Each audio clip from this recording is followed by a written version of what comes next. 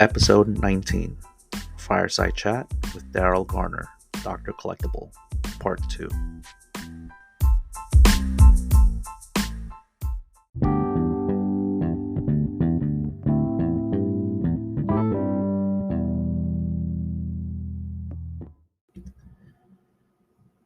Hey, Card Fam. What did you think of Part 1? Got deep pretty quickly, didn't it? And again, sorry for the audio issues in the beginning, but I hope you think that it normalizes in Parts 2 and 3 with Darryl Garner, Dr. Collectible. So before we get to Part 2 in today's episode, number 19, I want to do a fun game with you, the listener. Okay, you ready for this? Close your eyes. Well, if you're able to. If you're driving, please don't close your eyes. But if you're doing dishes, doing laundry, would you be willing to take a pause for this? Okay. I hope it's worth doing and allow me to explain. I want you to take your dominant hand or the hand that you write and draw with. For most people, that will be your right. And for me, it's my right as well. But, those lefties in the world, I'm sure you love the idea of Ned Flanders with his mall store idea from The Simpsons, where he had all those left-handed tools in his left-handed store.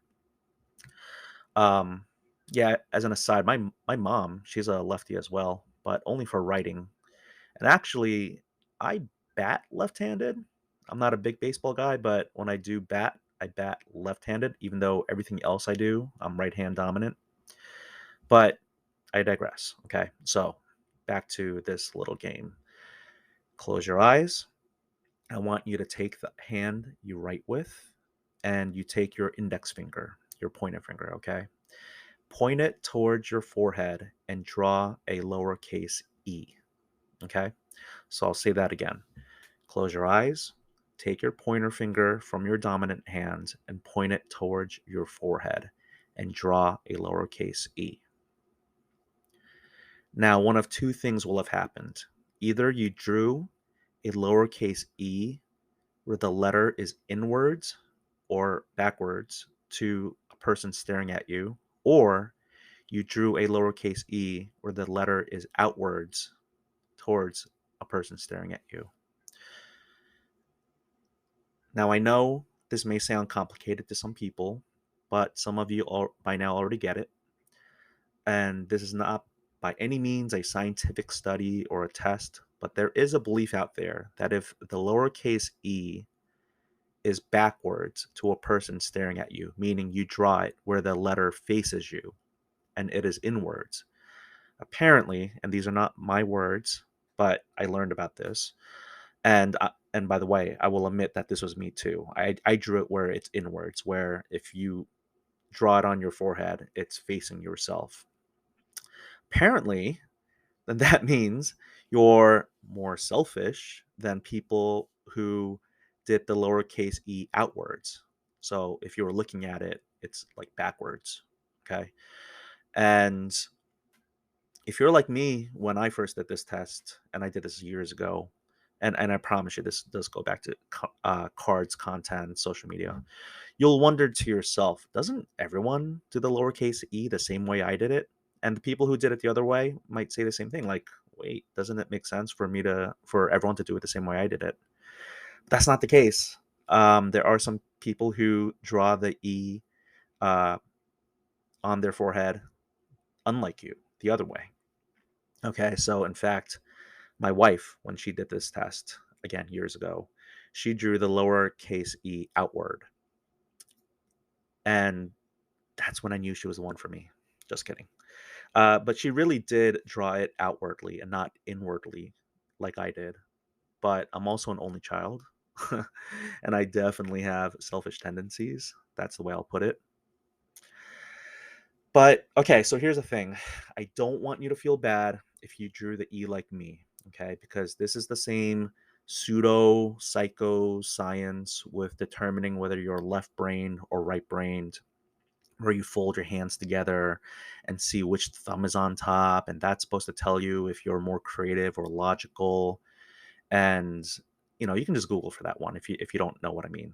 But I will say I think this world definitely has and needs both kinds of people: inward ease, outward ease. It's like type A's, type B's, left brain, right brain. The difference between all of us, and who knows how much again merit there is to these fun little games. But I embrace the differences between all of us. I actually love it. But the reason I bring this up, even if this game or test is not scientifically correct or accurate, and let's say it's more like tarot cards or palm reading, is I hope it allows you to reflect. Okay, so this is where it comes back to the hobby. Is your social media content inwards facing or outwards facing? Meaning, do you just post pictures about your own cards and call it a day? Do you do that? Whether it's to show them off, to buy, trade, sell, BTS. Because if you do, and you're happy with your follower count in your social media game, I'm happy for you too. Like, there's nothing more that needs to be done. There's nothing that you should want to do more if you're content. But if you're doing this and you're wondering, why aren't more people following me? Why am I stagnating on certain, follower numbers? It's just my guess. It's probably because the content like that isn't really providing any value or benefit to other people. Like, what are some values or benefits? Emotions, emotive. Does it make people laugh, cry, learn, emote, anything? Okay. And I will say there are definitely some major accounts, and I won't name them here, but they have unreal collections and super expensive, and not even expensive, but just like really dope cards. And yeah, they're going to get tons of likes and definitely tons of fire emojis and other emojis. But what else is there to do other than to like, double tap the hearts and admire these cards? And for you, the listener, and including myself, there's tons of us who cannot afford these collections. And we put up our, for example, $50 to $500 cards. And quite frankly, they really are all the same for the most part, right? The same cards come across your feed. But I know that when I like something, someone's account, and their post, I mean, it is because it catches my eye. But I also know that that card means something to that person, especially if they provide a story within the captions, and it gives me a reason to like it. And so I give it love. I like it. I engage with it. If I'm following you and you see me giving love in your posts, it's because I genuinely appreciate it. I know it's special to you. And so, but the thing is, if you're either not making outward facing content or not showing love to other people's cards and, being an outward facing individual, I guess the question that I want to pose is, why should anyone come to your page or your feed and show you love for your cards or for your content, right? And again, this is just my opinion.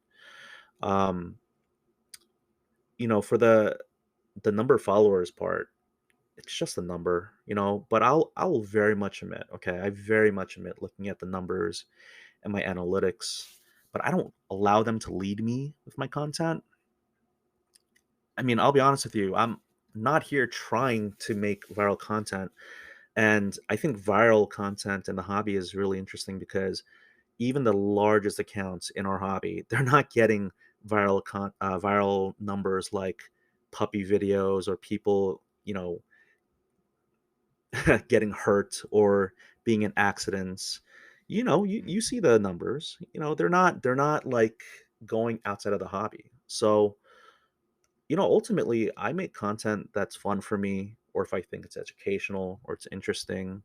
I make content that I think my kids would enjoy, that my wife would be okay with.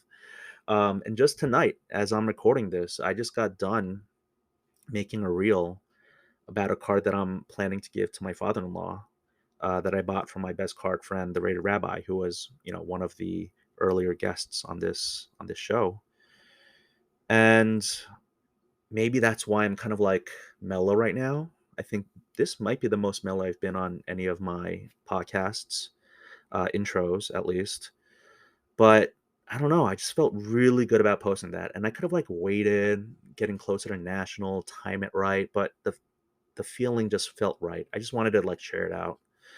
So, I will say, my father-in-law, awesome, awesome guy. I would love to have him on this podcast. That's actually he's one of the people that I really when I first started this podcast, I was thinking about having on and talking about, you know, him going to nationals back in the day and him collecting cards and baseballs and just everything. But he doesn't want to, and I respect that. But I I think it's gonna be harder for me to get him on this podcast than anyone in the hobby, including like someone like Michael Rubin. But here's the thing: I'm just out here. I'm making content, showing my cardboard journey. Now I'm making podcasts. Just the hobby S. Thompson angle of it all. And yeah, I will very much admit in the beginning, it was just to create a digital catalog of my cards, cards on the floor, not even like, lit well. And I've made content about, lighting and zooming and all that stuff. But I don't know. I just feel like my feed, my page, it's become so much more than that. I like telling a story. I want you to feel something, whether it's laughing or, whether it's at me or with me or you know just I just like that. I don't know. So it's just my opinion. Again, it doesn't work for everyone, but if you're looking to gain more followers, because that's what the chapter episode was about, social media content creation. If you're looking to gain more followers, have a larger reach, I mean, those are the reasons you would want to, right? Because you want your voice to be heard and not just in a empty vacuum in space.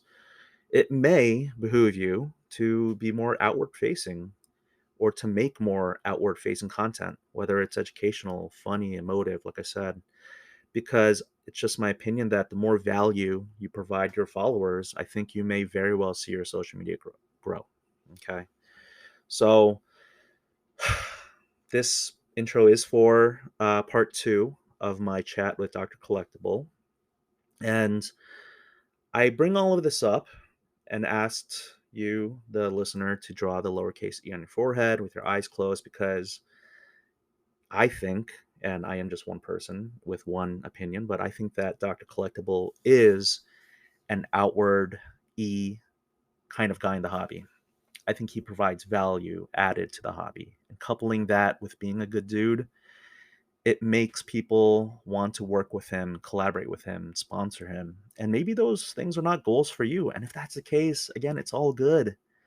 But if you are wondering, why am I stuck at 1,000 followers, 2,000 followers on Instagram and Threads? Man, I can't even. I'm gonna probably make some funny meme to offset the super sappy thing I made about the Brooklyn Dodgers for the card for my father-in-law. But you know, um, everyone posts nice cards. We all have them. So my whole thing, when I said, my experiences with how do you differentiate yourself as a streamer, breaker, seller, whatever it is, what are you doing to differentiate yourself from the rest of the hobby on social media? I think the more you put yourself out there, it took me a long time to want to show my face on camera or in my Instagram feed, but I'm glad I did it. I don't know. You're gonna see me in national if you're gonna be there. So my question is, what's the value that you're adding if you want to grow? Because some folks have definitely asked me, how do you grow? How do you get all the followers and all that? It's just, I don't know. Are you doing the hobby minute like Cage Lawyer? Are you giving back to the community and posting about it like Mama Breaks? Are you making educational or funny content that people can gravitate towards and root for you? Just have those questions in mind if you're looking to grow your social media presence. And if that's not something you're interested in, again, it's all good. It's about whether you want to do it, since all of these side quests in the hobby, they're purely optional. But just remember, we are not numbers. We are humans, and we should embrace our humanity, even when it's on social media and we can't see each other. So I just ask that. Um, get off my soapbox, I guess, now. But thank you for listening to this intro. And without further ado, part two. Yes, I know it rhymes. With Dr. Collectible. Enjoy.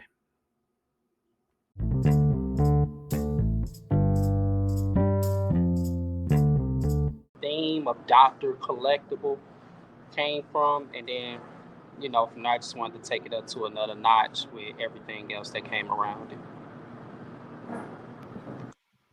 Oh man, thank you so much for sharing that. It's working. I understand what you mean by it may first feel gimmicky. Uh the title of this podcast, it's so ridiculous. It's so long that it doesn't even fit in some podcast show titles, but this Hobby S. Thompson, that's my podcast persona. Like I'm not going around saying I'm the hobby or I'm Hobby S. Thompson, but it's for me it was gimmicky. I will admit some people, actually a lot of people I've talked to who I was trying to brainstorm this with or like, workshop it, they were like, it's not gonna work, don't do that, try something else. It's just too weird or too no one's gonna get it, no one's gonna understand it's Hunter S. Thompson. But I kind of stuck to my guns because ultimately, and maybe this is what I want to talk to you about too, is in this hobby space, even if you're in it for full time and it is your living, or maybe especially when it's your full time and it's your living, you are your own boss. No one can tell me don't do it. Like they can give me their advice, they can give me their 2 cents or 3 cents for inflation or whatever you want to call it, but ultimately you make the final calls. You ultimately press post on your content where you share it out. And so I think that I'm not by any means saying this is like a wild success, but I've grown a lot in the 5 weeks that I've done this podcast. And I love that I stuck to my guns with this one. I'm glad you did. And the reason why is because I had so many people come to me, oh, this is not gonna work. It's gimmicky. It's it's too cliche. And I just in my head I was like, no, this is what I want to do. I don't care if you or any other individual, and I'm not speaking on you, but just any other individual that tells you, oh, this may not work, or giving their thoughts. At the end of the day, you make it what you make it. I think somebody as Michael Rubin, he put out his the owner of Fanatics, he put out his college transcript like a while ago, and you when you first see that, you never thought a guy of his nature would be in his position, um, and what he has created for himself as an individual. So I think no matter who you are, whatever your story is, if you feel like you want to make somebody yourself in the hobby, and this is just talking to the viewer as well, man, make somebody yourself. Don't let nobody dictate um, anything that you want to do for yourself. It is your life. You have to live it. Don't live amongst anyone else. Means follow your true self. And I'm telling you, people will gravitate around it because people can sniff out what's genuine and what's not. And that's what's working these days, man. And I'm glad that's working for you too. You know, follow your gimmick, man. Even though it may look like a gimmick, follow your gimmick until people start believing in it. That's what I did.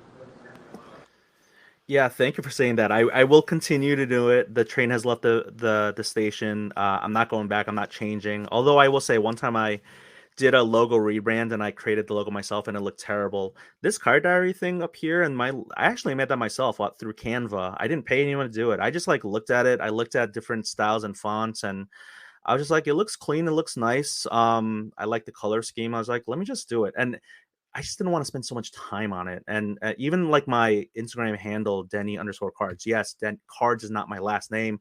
Denny is my nickname, but it almost is like a persona, not just the Hobby S. Thompson thing, but Denny Cards.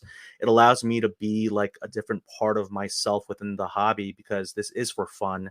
I certainly haven't monetized anything, but that's something that I'm hoping to maybe change because there are costs when it comes to creating a podcast, like my StreamYard monthly subscription, my CapCut monthly subscription, this podcast mic. These aren't small sums of money because they do add up quite a bit, especially on a monthly basis. But when it comes to that authenticity, I really appreciate it because I do, when I see you, even though it is a gimmick or like a persona, it's not, I mean, because gimmick, I guess, has a negative connotation, but you play it so well, and it's so like you come off, you are a very genuine, authentic person, even in our DMs and when we're talking, like you are just such a kind person. And I can see, I mean, one of the questions I was going to say was like, why do people want to collaborate with you? I know what the answer is. The answer is people want to collaborate with you because you are kind, you're respectful, you're fun, you're entertaining. Like these are things that people want. And then when people are, the like, people don't want to work with people who are negative or who are trolly or who are being too sarcastic. Like I definitely have a sarcastic side, but I'm not trying to do it in any sort of mean way, right? So when it comes to collaborations, I see why people want to work with you. It's clear as day when you see your feed and when you see your content.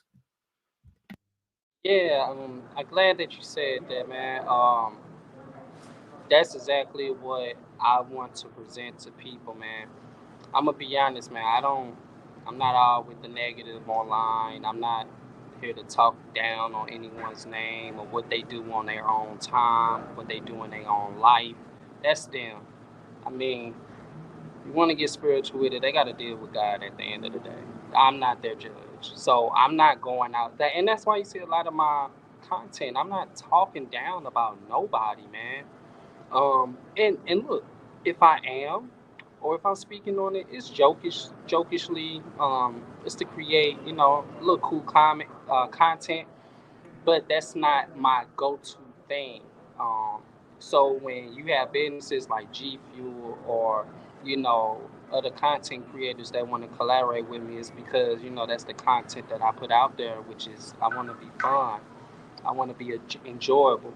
I want to be able to receive. I want people to be able to receive me in a business mindset, but also in a fun mindset to be able to enjoy, but also learn something from it. So when you do speak on that and you say that putting out that negative energy, I feel like yeah, if you put that out, that's what you're gonna continue to get back. People is not gonna want to work with you. You're gonna keep looking back and figuring out, oh man, like if you're in a place where you got to continue to push negative content, you're going to be stuck in that place because after a while, people is just going to want to feed into the negative and not the positive. When you decide to start putting out the positive, they so used to you being negative. So for me, that's why I like to put out there. That's why I join in on the podcast like the Car Diary. It's positive vibes.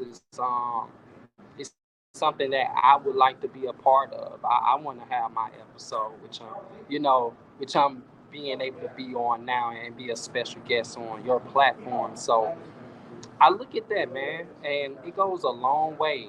Um, so for that, the whole negative vibes and putting out that type of content, that's just not me. But it is a place for it.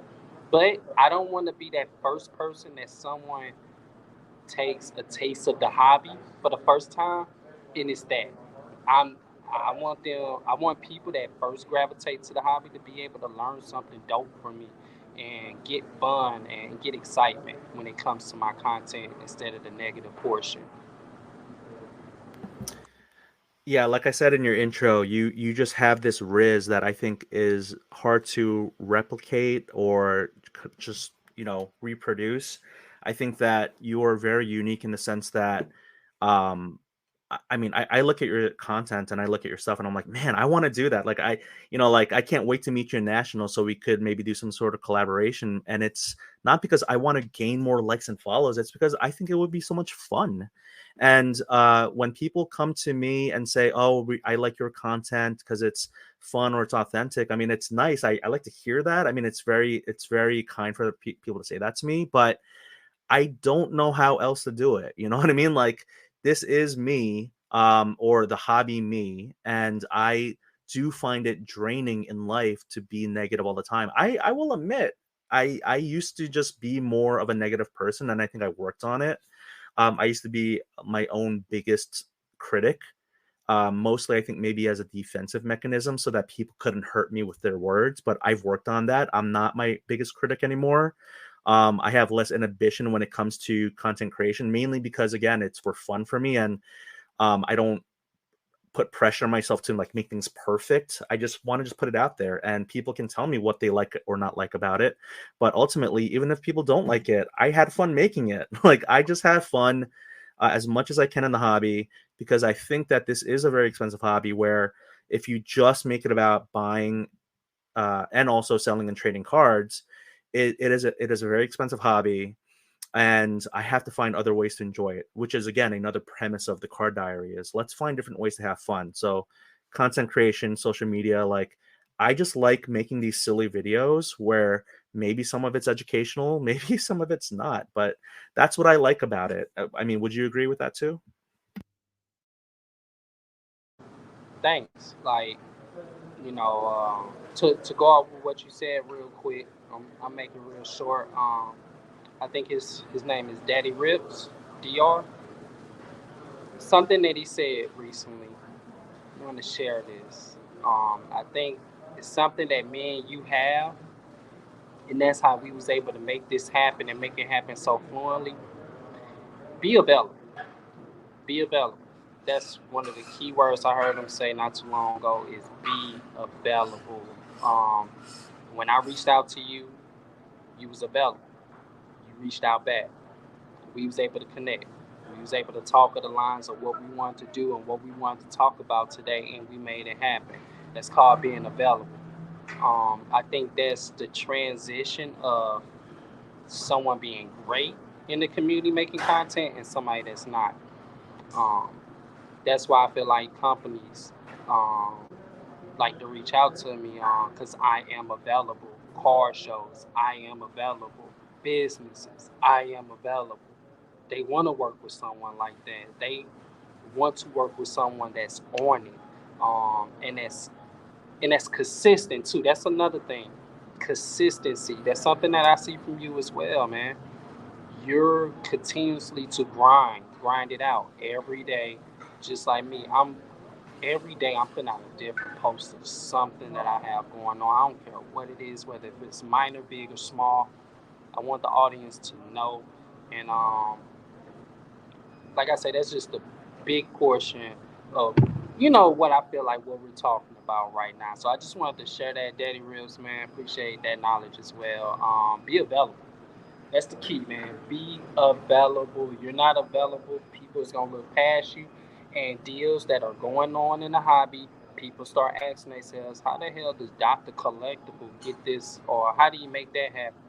Well, 9 times out of 10, they probably looked at my content and was like, yo, this guy's on it compared to the next person, which they probably messaged you. You probably acted a little celebrity a little bit. Do you know what I mean? Yeah, like, you know how people act celebrity on Instagram? Like, dang, you don't even want to reply back to the comment? Gosh, you act like you didn't see me. So it's like that. And even with me, you see me in the comments, I'm talking to everyone. I'm replying back to everyone. I'm not just because someone has a blue check mark under their name. No, I'm going to reply back. I'm going to be active, and that's why I feel like I got so many things going on because of the availability part. Oh man, okay. I want to talk about those Instagram celebrities. I want to talk about blue check marks, but when it comes to that comment you just made, uh quoting Daddy Rips, I gotta say, I remember saying this to some other podcast content creator, but availability is the best ability, because that's how you start, that's how you get your foot in the door. And I know you like want to come off mic and talk, but we're trying our best to like mute, unmute, and all that, so that our audio quality is good. But consistency, availability, these are like fundamental bedrocks of not just being in the hobby, but just being a decent good person. And I know sometimes availability, being available in the hobby, can sometimes take away from being available to your family. And I am a family first person, and I've talked about how parenting can hurt you and help you in being a better parent as a whole, because although I think that it takes time away, it's almost like quantity time is replaced by quality time, because the more I'm a parent, the more I am a parent of being a parent in the hobby. I just realized that it being in a hobby that I love so much makes me feel so much more alive and makes me feel more present. And so maybe I have less quantity time with my family, but it is like more quality time because I feel happier, I think. So Daddy Rips, again, I talked about how Elijah and Blake Down I would love to have on the pod. Daddy Rips, I may or may not have been trying to get on the pod and talking to him. We honestly could not be two different people. And I'm not saying this in a bad way about Daddy Rips. And again, I want to have him on the pod. You also mentioned some other folks you've learned from, like Prison God and Get It and Flip It. And I mean, I'm like trying to figure out who I can have on the pod. And I'm just so fortunate that people are saying yes to this. But I feel like he and I couldn't be more different people because he is like I'm a very like, do I curse in real life? I do, but do I think that maybe someone listening to this could be listening to it in their car while their kid is in the back, and that's why I don't want to curse? I mean, yes. At National, will people hear me curse? Possibly, but Daddy Rips does not. He lets it rip. He does not mind cursing.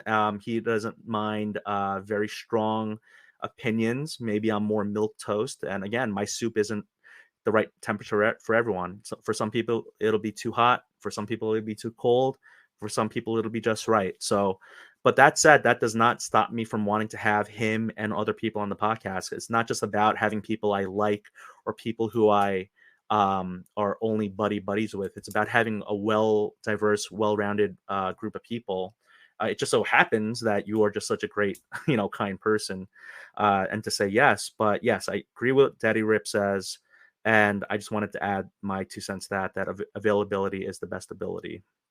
Um, did you want to add something to that before I move on to Instagram celebrities, blue check marks, and then I want to talk about threads. I want to talk about editing. Oh my gosh, there's so much I want to talk about. Good, you good. I mean, we about an hour in right now. Great conversation so far. I mean, you basically much explained everything that I just took a part of saying when it comes to availability. So I'm even glad you broke that down yourself. Awesome, thank you. So, I mean, I may make this three parts because we really did talk a good amount of time about diversity in the hobby and representation and why it matters.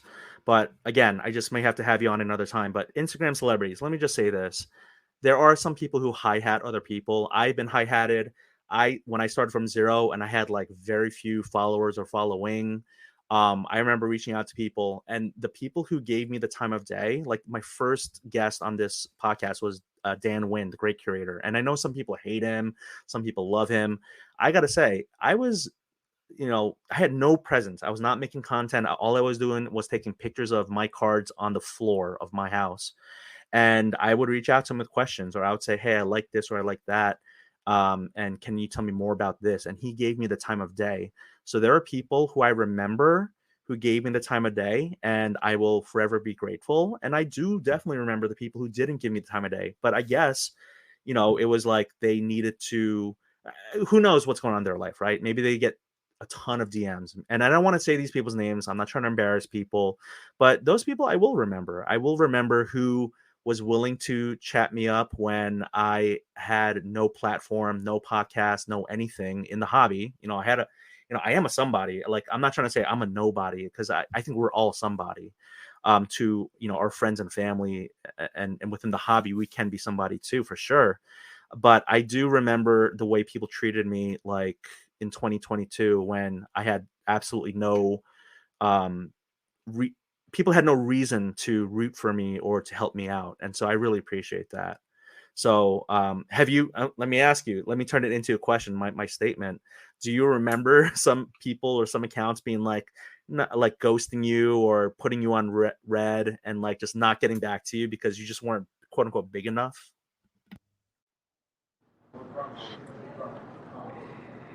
Oh man, yes. I kept a note. I kept a note on them individuals. I really did. They're in my notes right now on my iPhone. Some of them people I've either left unread. Um, some people, I'm gonna say this. It's not a long list, but there is. It's a mental list that I kept in mind. It is in my iPhone, and I made sure that I looked at them individuals. Whether if I reached out and they just read it, and somehow they replied, "Oh, yo, so," or when I got the check mark, or you know, it, You get it. You get it. So it's like I kept a mental break. There's about 6 people that's on that list. Some of the people have added me as friends on Instagram. It's just. Have you ever had that situation where you're on Instagram, you look at your notification and say so and so has followed you, but you've been following them for yeah. So there's been there's a list about I want to say I think it's 6. Yeah, 6 on that list that I keep them on that list and I keep them there. And yes, I do want to work with them individuals. I would love to, but I do keep a mental part of keeps what keeps me humble and what keeps me balanced and what makes me remember the first days of trying to reach out to people and they like or they keep me unread and then they reach back out to me 9 months later. Yo, I love the content that you do. Really? That's where we at. At least you could have deleted what you said at first to me or something like that. God damn. But yeah, there, there's a list. There's a list. And I keep it tight. I keep it in my back pocket, which is in my phone. Yep. So for folks who are audio only and not watching the video, I put myself on mute so we can have better audio quality, and it's I think worked out a lot better. But I've been laughing, I've been nodding, because everything that you're saying resonates with me. Offline and definitely not on record. We're gonna have to swap lists, or we're gonna have to talk about folks, just so we know like who are the good people. Like this is why I will never really. It doesn't matter how big I get, or even now where I'm almost at where I'm at right now with like 5,000 followers on Instagram is like if anyone DMs me, I'm gonna respond. If someone just sends me an emoji or like, "Hi, are you do you like cards for sale?" No, of course I'm not going to respond to the scammers and the trolls. But like if someone actually their first intro message to me shows me that they're like a real person, like, hey, I like what you're doing. I had a question about, how you get cards ready to prep, to clean, or whatever. Like absolutely, I respond to every single person. It doesn't matter. Sometimes I'll see my phone and I have a lot of notifications.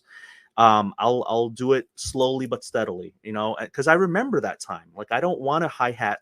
I I don't do that in real life. I don't do that in the hobby.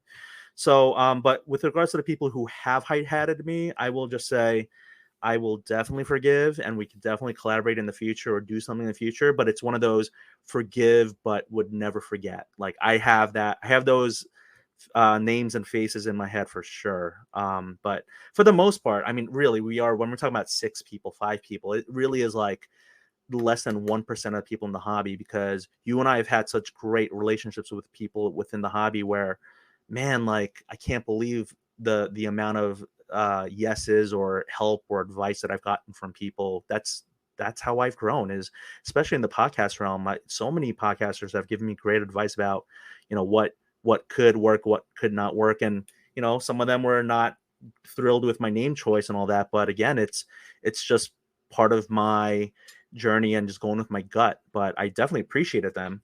One thing I want to say before we get to blue verified check marks is I think the people closest to us, whether they're in or outside of the hobby, they I think people tend to become risk averse when, like, if someone cares for you, like your parents, right? The reason they want us to go into like these professions where, that are stable and make a lot of money or whatever is because they're caring for you. They want to watch out for you, so they go minimize your risk, maximize your income earning potential, ability, and all that. So I think that in doing so, people just don't, like, they worry for you. So I think the people who said, "Oh, hobbyist Thompson isn't going to work out," it's not that they were trying to neg me or troll me or be like just be a negative Nancy. It was more of like they were concerned that it was so out there that people wouldn't get it and that I wouldn't get any traction. But and I'm not here being like, haha, look at them. And by no means am I saying that I have a big platform, but I know that there's a good core group of people. And in the short amount of time that I've had this podcast, having the caliber of guests and having the number of listens, that it does resonate with people, and that it's almost like the name doesn't even matter. It's like I can't determine or figure out whether the podcast has been what it is today because of the name or in spite of the name. But ultimately, I guess it doesn't even really matter. It's just that it people are listening to it. Like literally right now, what I'm saying is going in people's earbuds as they're driving to work or, on a very long, treadmill run or jog or walk. So I got to say I will forgive, not forget. And that list is very short. I agree. Definitely short list, but like you say, forgive to forget, keep it moving. But what keeps you humble and what keeps your drive and that burn continuously going to be like, you want to make sure that the next person doesn't look over you. Absolutely. So I got to ask about blue check marks. Help me in my journey. Now, I think that the audience will benefit from this too. But in it's like blue check marks and threads. I want to talk about this. We are recording this July. I'll just say it, July 9th, and we'll release the episode real soon. But 4 days ago is when threads came out, July 5th. I actually had to look it up, and I'm like, man, 4th of July, and then everything just blows up on this new threads thing. Before threads, I mean, I've definitely thought about getting a blue verified checkmark, but it's like $15 a month, and I'm like, is it worth it? Is it not? And then part of me is like, I spent more money on much dumber things in life. So I thought, maybe I'll get it. And then I realized with threads, it's almost like I would get like a buy one, get one, a BOGO. Because if I get a blue verified checkmark on Instagram, I think it carries over to threads. And so it's almost like paying $7.50 for each one on each platform. So I just kind of wanted to. I will say right now, I do not have a blue verified checkmark. The only way I could get it is to pay for it.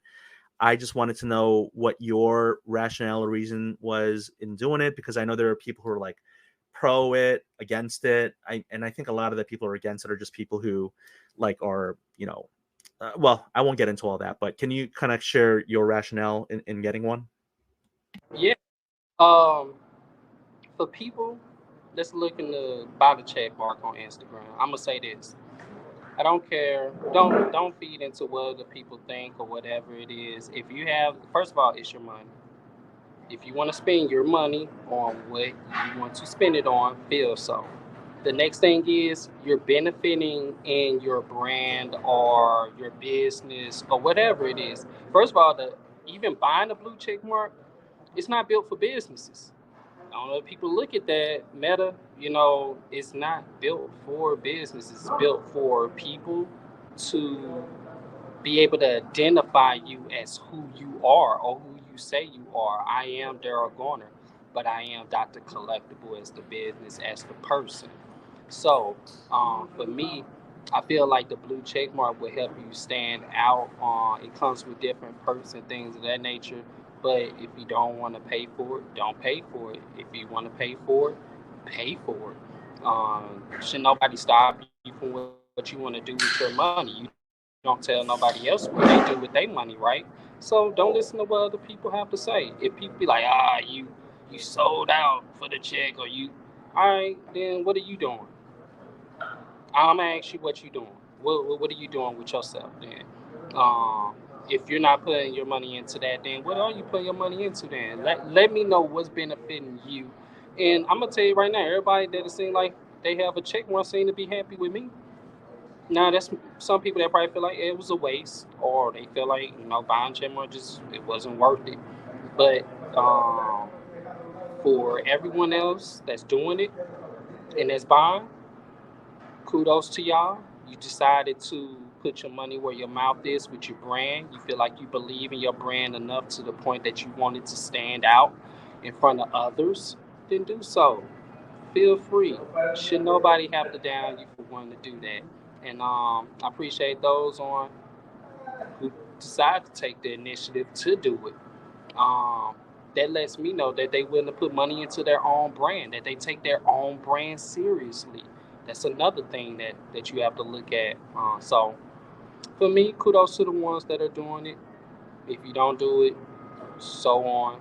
Continue to work, continue to do your thing without it or with it. So that's kind of like my thoughts on it. But I do feel like it does help elevate a person business or elevates themselves. Not it's not the blue check mark, it's what you do with that blue check mark. Don't think you just gonna get a blue check mark and you become famous all of a sudden. Nah, it's not like that. It doesn't work like that. You have to put the grind and the part of why you feel like you got that blue check mark. Why did you, if you're buying, why did you buy that? Yes, because you believe in your business and you're going to take it to the next level. Then show us why. And that blue check mark will start showing off for itself. Whoa, I love that. It's what you do with the blue check mark. It's not just having it. That's wow, kudos to you. I mean, there's so many I'm taking so many notes down being like clip this, soundbite that, minute this. This is why, I'm paying attention the whole time, but I'm like looking down and I have like a little bit of talking points and I have like my notes, but I love what you just said. That's fantastic. So that's definitely something I'm going to think about some more. And maybe I thought about with my Instagram profile, my Instagram account being like my cardboard journey. I can barely talk right now. That maybe that's something that I talk about as the reason I do get it or I don't get it. It's been on my mind a lot, but why not share it as a collaboration? Maybe even like put it up as a poll and see what people think. But I think people do like what I'm doing, and again, some people don't, and that's totally fine because I'm not for everyone. But thank you for that insight, and maybe that'll help someone who's listening, being like, man, I've been thinking about it. Like I'm at 2,000, and we all know this. The number of followers doesn't matter too much when it comes to like there's some accounts that don't have a lot of followers and yet they have huge influence. They really do. They have outsized influence, or they're very selective, or they remove bots and followers. Because I remember I started removing bots and scammers from my followers account because the number didn't matter to me. It was more of like, are these people actual people to me? So um I wanted to talk about threads, but I did, since I just brought up the word like influencer, I did want to ask, like, do you, it's kind of like it's an easy but also hard question. Like, do you see yourself as a hobby influencer? Um, kind of ask that question. So I don't go by the term hobby influencer. I don't. I made up my own term, which was media ambassador for the hobby. I didn't see no one utilizing that, so I decided to take it on to myself. Once again, that's the imagination kicking in. So for me, I was like, I see just so much bad rap about hobby influencer. First thing with me, I do want to influence, yes, but I don't want to influence your mindset on the hobby. I want to expose you to the hobby. You know what I'm saying? There's two different dualities when it comes to that. The influencer, I don't want to determine your mindset on something. I want you to think for yourself. But as a media ambassador for the hobby, once again, when I go to my content and I show you these trade shows, just show you the amazing vendors that's at these events, doing interviews with people, I want to expose you to the hobby. Then you make that decision for yourself by just looking at me as an outlet. The same way I might listen to your podcast. When I listen to your podcast, like, you're not influencing the way I think. You're acknowledging me on how others think in the hobby, and I can determine myself on how I want my thoughts to be off of what I receive from your platform. So that's how I look at myself, and that's why I put on my page, I'm a media ambassador for the hobby, because I'm not only just talking about cars, but also I want to bring companies like G Fuel, which is an energy drink, into the collectible world. A couple of days ago, I was talking to Wendy's. I want to bring Wendy's into the hobby. They say they pop packs every now and then. So, I was on Threads having a conversation with them. Well, you know what? Let's do a break. Um, Something I want to do with, you know what? Forget this. Because if Wendy's could see this, let's work together. Let's do something for the hobby. Let's bring something called the hobby meal, where you may get a card in there from Wendy's, and it's only one card, and with that card, you're able to get free Wendy's for the rest of your life. But It's all about that big rip. It's bringing people into the hobby of, ripping a pack, ripping a few cards and things of that nature. Like, oh, I got that golden ticket. I really want it. That's the excitement when I talk about Elijah. When he's ripping cards and he gets that 1-of-1, it's that excitement. It's like you won the golden ticket in life. You've been looking for that big chase. You know, so with that, that's how I look at it, man. So I'm becoming, like I said, a media ambassador, and not just being the person that wants to influence how you think, but I want to expose to you the hobby so you can think for yourself. That's been my thing. All right, we're gonna have to at Wendy's and show them this clip. I wrote down minute or 1 hour and 16 minutes in. I love it. I love it so much. And like McDonald's, like or I'll just say other fast food chains, they do the whole collaboration. Travis Scott, Cactus Jack, all the licensing with the toy stuff.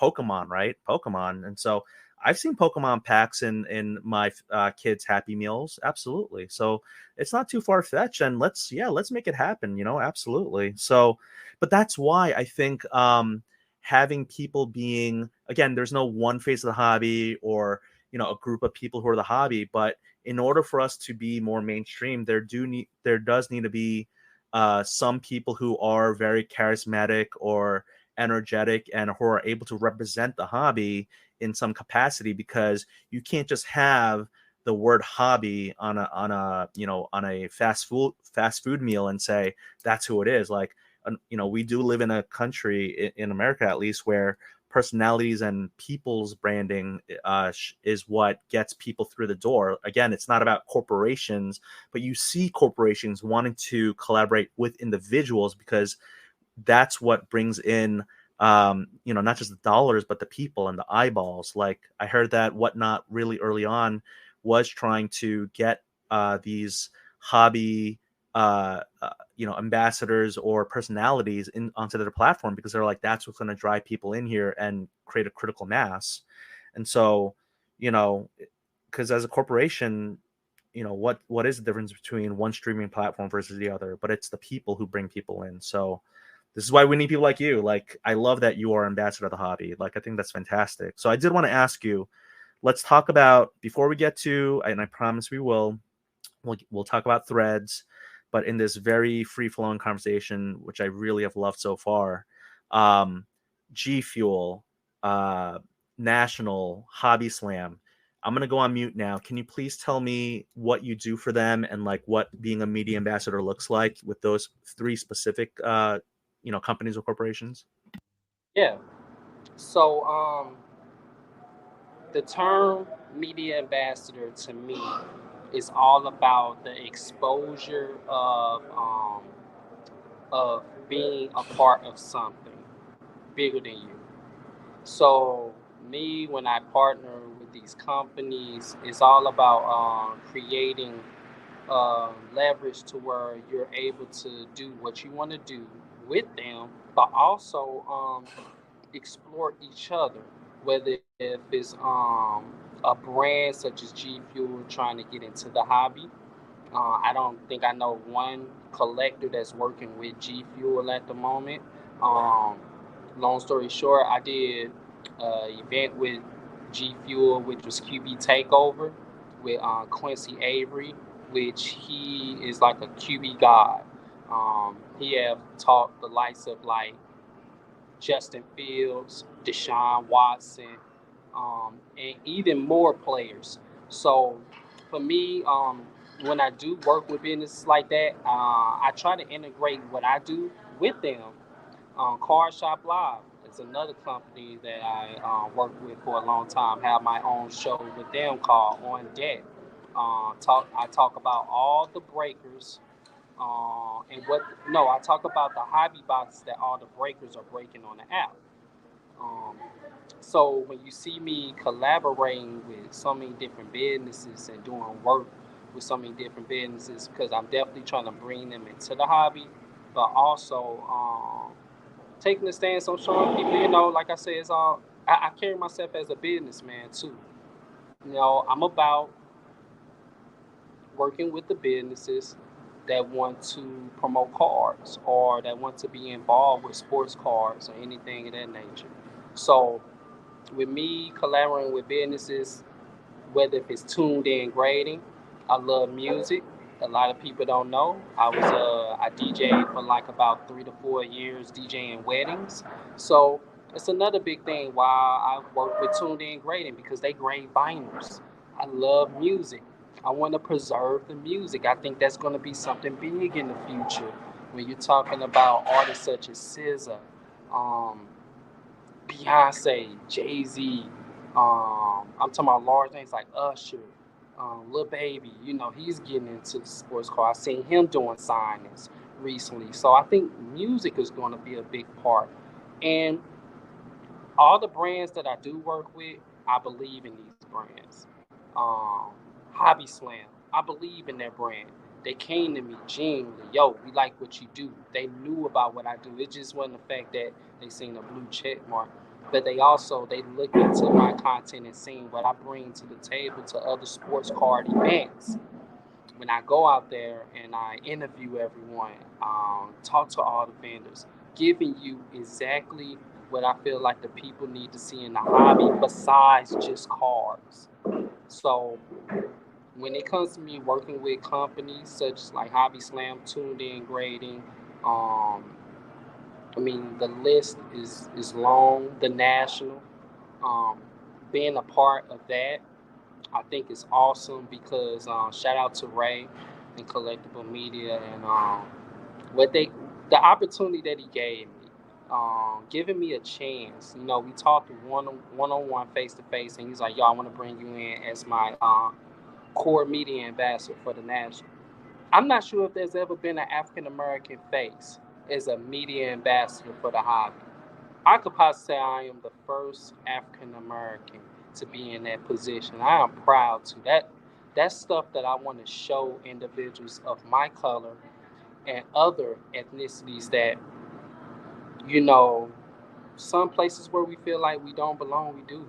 Just take a chance. I want to rub shoulders with guys that get a bad rap sometimes, like Jeff Wilson. Yeah, I did a trade show with him, and he doesn't do nothing but try to bring positivity to the hobby. Yes, sometimes we say things that we don't may understand or things of that nature. We all say different things that people may not agree, and I get it. But I want to work with everyone. Um, I want to be able to explore people platforms. I want to be able to put the hobby out there with anyone. I want to work with anyone.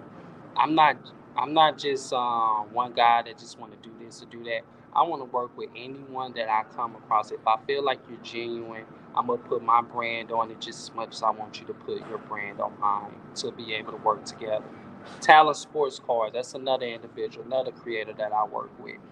So many names. I could go all day. Um, but to everyone that I do work with, I appreciate them. I appreciate them believing in me and my craft and what I could bring to the table for them, but as well as what they can do for me. You're saying so many names that I may or may have not reached out to some of these folks to be like, hey, you know, would you consider being on the podcast? Because again, I kind of want to see what people's reactions are when I'm just starting this. It's so easy for someone to say yes when you're big, right? It's just like, oh yeah, of course I'll work with you because you have a huge platform. But then when you reach out to someone and you're a relative, no presence in the podcast medium, and someone's like, yes, like the people I've had on, it just astounds me. And again, it's not a reflection of me. I think it's more a reflection of them to be able to give their time to say, hey, I'll help you start something up new from the ground up. So I really appreciate those folks. But yes, some of the folks you've mentioned, I've had some great, DM conversations with or engagement with, and these are all quality folks. I don't know if we're going to have time to talk about the Jeff Wilson comments. But I will say, and I've mentioned this earlier when I did talk about diversity in hobby, but we we when you create content, like I guess it's not like I want to be canceled, but I imagine all of us, as you reach a certain point, if or when you reach a certain point, you're going to have the people who are detractors. And I actually explored this concept, or make content around it. What my last guess was like, 10% of the world's going to love you, 10% of the world's going to hate you no matter what you do, and there's the 80% that you can try to convince that you're a decent person, and that that you can try to get on your side. But we all know that there's going to be this loud minority group of people who are just going to troll you and come after you no matter what you do. You could be the best account, and you could be like, the Pope could be collecting cards. And I'm sorry, I'm not trying to get religious here, but you could be Mother Teresa. Okay, let's say she has a really high Q rating, right? But you could be like, you could be anyone, and you could be just the best person in the world, and someone will just come after you and say, oh, you're this or you're that. And it's unfortunate, but that is the world we live in on social media. But thank you for sharing what you do as media ambassador for National Hobby Slam G Fuel. I think that's just incredible, for you to have those partnerships. And I gotta mention, like, the record grading. I think that there's like more of that happening with Steve Aoki. I think he has something like AMG, like audio music grading or something like that, where I do see a lot more things being graded. We know Funko Pops are being graded, and by PSA now, and tickets are becoming a big thing. Whether they're like ripped or completely like new looking. So I think that's fantastic. I think it just grows the hobby. It grows. We want our hobby to be, uh, in the zeitgeist, in pop culture. So anything that gives us exposure, I think, is great. And yeah, I won't. I mean, if you want to, and I'm not trying to put you on the spot, but if you did want to say something about the whole Jeff Wilson thing, because we were talking about race in the hobby, this is your time if you want to. If you don't want to, I totally respect that as well.